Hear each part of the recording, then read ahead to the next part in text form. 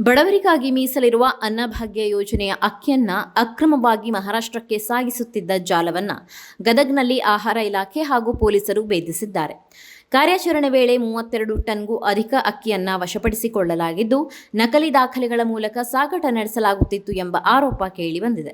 ಗದಗ ತಾಲೂಕಿನ ಬಿಂಕದಟ್ಟಿ ಗ್ರಾಮದ ಸಮೀಪ ಖಚಿತ ಮಾಹಿತಿಯ ಮೇರೆಗೆ ಆಹಾರ ಇಲಾಖೆ ಅಧಿಕಾರಿಗಳು ಹಾಗೂ ಪೊಲೀಸರು ಜಂಟಿ ಕಾರ್ಯಾಚರಣೆ ನಡೆಸಿದ್ದಾರೆ.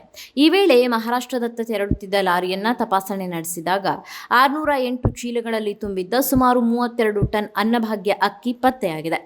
ಅಧಿಕಾರಿಗಳು ಕೂಡಲೇ ಲಾರಿಯನ್ನ ವಶಪಡಿಸಿಕೊಂಡಿದ್ದು, ಲಾರಿ ಚಾಲಕ ಹಾಗೂ ಕ್ಲೀನರ್ನನ್ನ ವಶಕ್ಕೆ ಪಡೆದ ಪೊಲೀಸರು ವಿಚಾರಣೆ ನಡೆಸುತ್ತಿದ್ದಾರೆ.